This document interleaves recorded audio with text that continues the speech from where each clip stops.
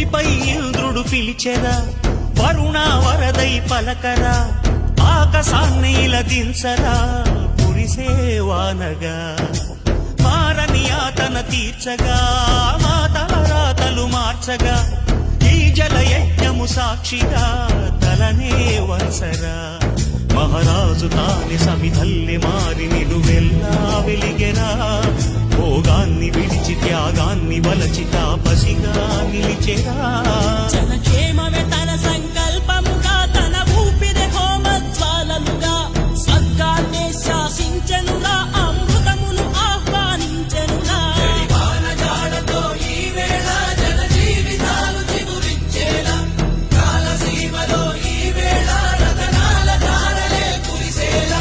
కల్లు కల్లు మని సిరిమూవల్లే చినుకే చేరగా, జల్లు జల్లు మని పులకింతల్లు